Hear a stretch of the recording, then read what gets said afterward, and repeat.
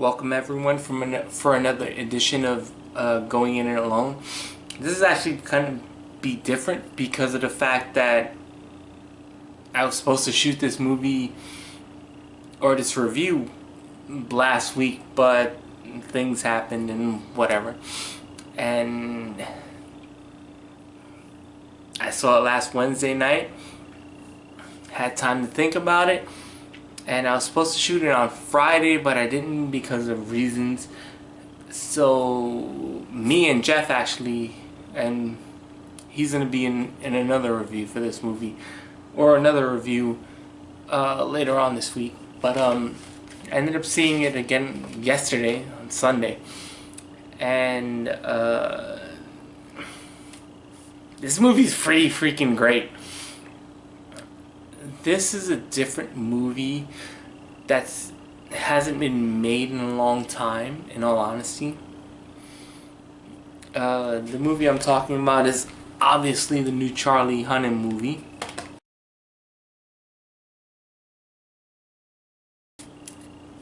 The Lost City of Z. Now this is based on the book of the same name by David Gran, and this is written and directed by James Gray. I haven't seen any of his movies, so whatever you tell me about his previous directing reviews are perfectly fine with me. It wouldn't bother me in the least bit. This is basically the story, and I'm not gonna lie, I walked into this movie blind. The only reason I saw this movie is because Charlie Hunnam is in it. That's about it. This is a Plan B movie, the production company made by Brad Pitt, and this is an epic which I haven't seen since the original Lord of the Rings trilogies. No joke. I haven't seen the amount of movies that I should see, but from the movies I've seen, this is epic. Everything about it is epic.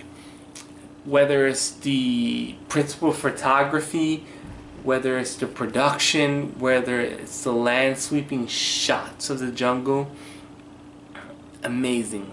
But anyway, I'm getting a little bit ahead of myself. Let's go through the story. The story is a guy by the name of Percy Fawcett is one of the best people in the English Guards during the 1905. And he gets no respect because of his name. It's a period piece, basically. And he gets called upon to do really a surveying job because there's a border dispute between Bolivia and Brazil at the time, and because he had been a good surveyor, they asked him to go there. Of course, when he first hears it, he goes, I don't want to do this because I want something with action. Which is kind of a funny line in this movie, especially when you go into it going, this is Charlie Hunnam, Jax from Sons of Anarchy. Yeah, I want action. And it actually provides the best setup for the movie, as he is told by Emperor Palpatine, yeah, he's the guy in charge of the society. I kid you not. When he sets up the exposition for the reason Percy does this job, he goes, oh, your family has a terrible last name and your father was, frequent to the drink. And the only thing I do as seeing someone who knows he played Emperor Palpatine in the Star Wars movies, I go, no, it's a trap! So that was kind of funny. But of course he takes it because he's someone who's fighting for his family's last name, and he's fighting to be recognized. And he goes to the Amazon, and the whole trip there is just to map out the whole thing between Brazil and Bolivia. And while he's there, he finds something interesting. He finds pottery. He finds pottery that proves that there might have been civilizations that existed before England came over to South America. And he wants to prove that right. And that basically goes into the rest of the movie. And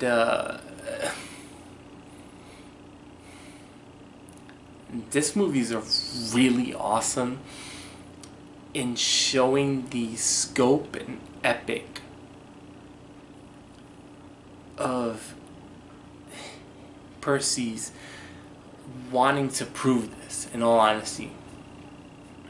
Like I said, I don't think I've seen an epic or something shot this grand since the Lord of the Rings movie. And I'm not talking about The Hobbit, I'm talking about the first three.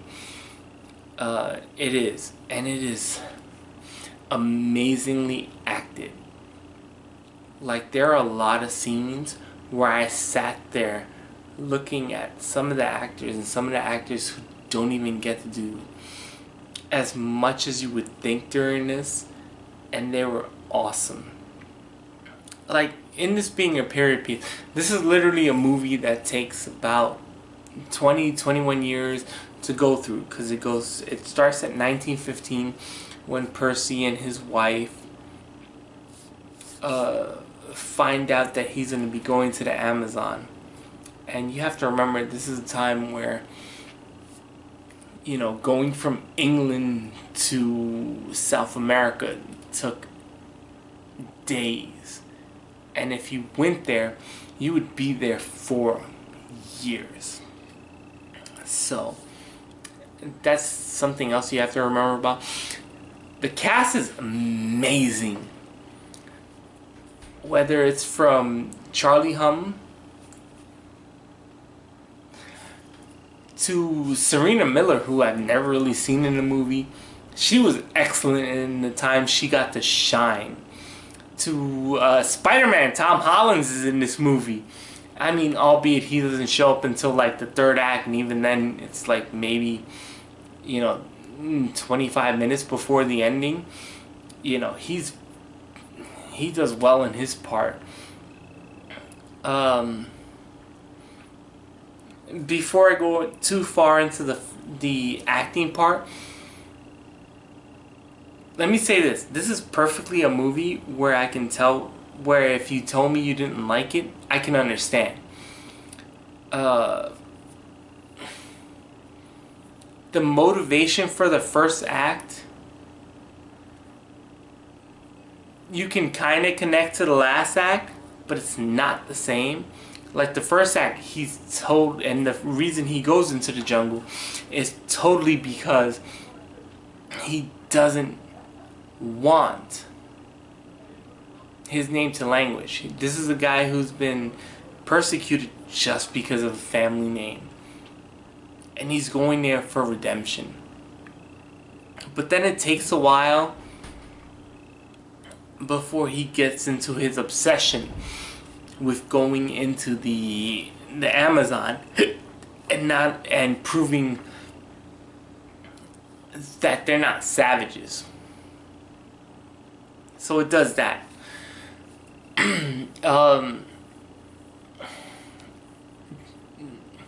Whether you can agree it's well paced or not, that's totally up to you.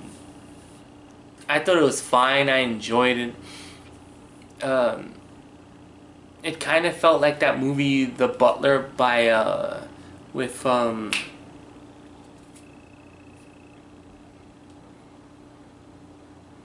it kind of felt like The Butler, like where you didn't know halfway through what the movie was about. So, yeah, but if you're on board, you're totally on board for this. Let's talk about the acting performance.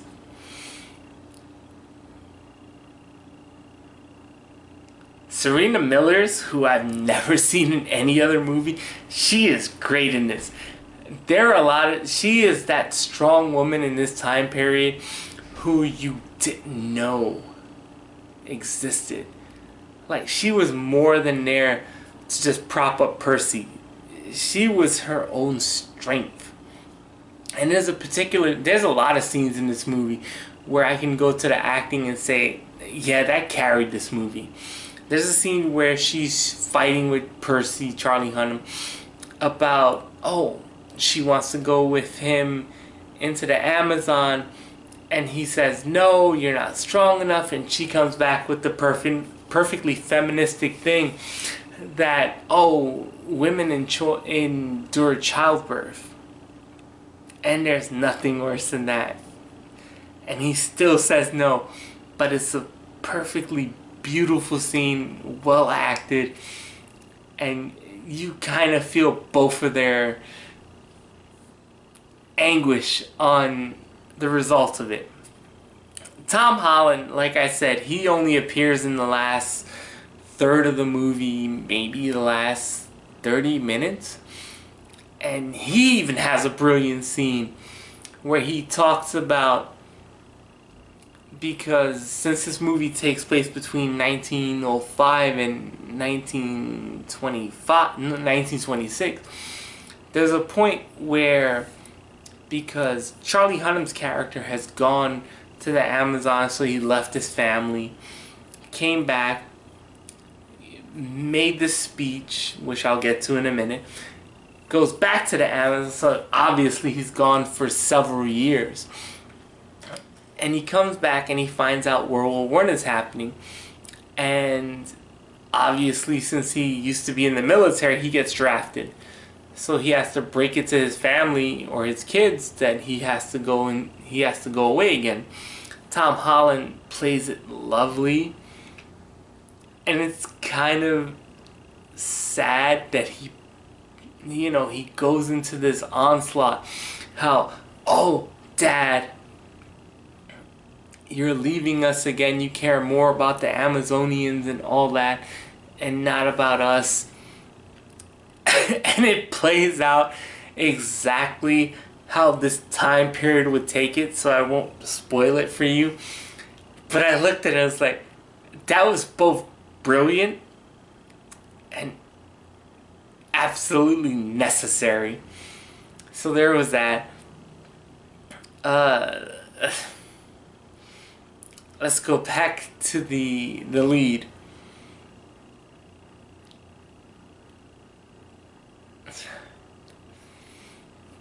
As everyone knows who follows me on Facebook and Twitter and Instagram, I'm a huge Sons of Anarchy fan, so I came into this movie, and like I said at the beginning, the only reason I saw this is because of Charlie Hunnam.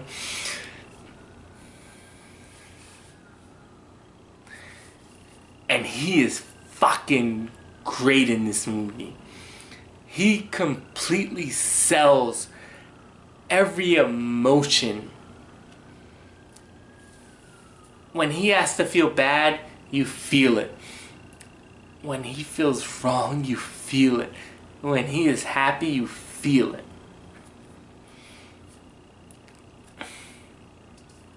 He definitely carries this movie.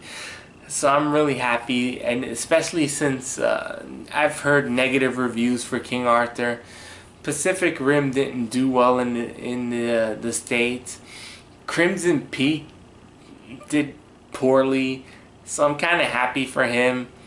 And like I said, I saw him from Sons of Anarchy, and I think he really did a good acting job in there, whether it was going from one emotion to the other. So I'm pretty happy with that. And I'm pretty happy this is getting pretty good reviews. I think last time I checked, it's 88% on Rotten Tomatoes, so very happy with that. This is an epic that hasn't been seen in a while. Whether it's the shots, the framing, the acting, I would say this is a limited release, so while you can go out and see it in theaters, I will add this, and I really haven't talked about this in any of the reviews before, which is the experience of seeing it live. First time I saw it, had a lot of fun. It was just me in a tiny theater on 42nd Street. It didn't feel as big then, but then I got to see it yesterday with Jeff, and he's not really exposed to these type of movies because that's just not the type of movies he liked, or that's not the type of movies that he clamors to see. So it was kind of fun when he saw it and he liked it. Of course, it helped that he had a character like Jax, Charlie Hunnam from Sons of Anarchy, who we knew already. So that was very cool. And plus it was on a much bigger screen. Still, it was a small theater, but it was much larger, where literally you walked up 5 rows when I saw it on 42nd Street and you were at the top. So that was pretty cool. And the screen was larger, so when they did this big sweeping shots, it really resonated more. You took it in more. So that was very cool. And like I said, he enjoyed it afterwards. He walked out and he was like, "Oh, I like that movie a lot. When are we getting it on Blu-ray?" So that was pretty cool. Oh, I forgot to mention it. There's a scene where Charlie Hunnam's character, Percy, is trying to sell the second expedition. Freaking awesome. It's a townhouse scene, and it's so excellent at what it does because it's showing you how something of this time period would happen, between the bottom row being completely encompassed by men, and then the upper row was totally a standing crowd and they were all women. That was great. And just Charlie Hunnam's performance of all these people, and just like as they were like, he was telling them his idea, they would shout back, and just like a heckling crowd. And his confidence, his charisma in this movie is off the charts, first of all. And just the way he commanded them was absolutely amazing. I would totally recommend this movie for anyone who's a film buff, anyone who's B, a Sons of Anarchy fan, anyone who's a Charlie Hunnam fan, anyone who likes good epic film. Go out and see this movie. If I had to narrow down what's his problems, I can totally see people saying this is overly long. And the first, I kind of wish they would have cut more out of the first jungle scene when they went to the Amazon and added it to the second or third one, because they're all great shots and they're all great stories, especially the last one with Charlie Hunnam and Tom Holland go as father and son into that. And go out and watch this just for their dynamics. And I can also see people complaining about the ending,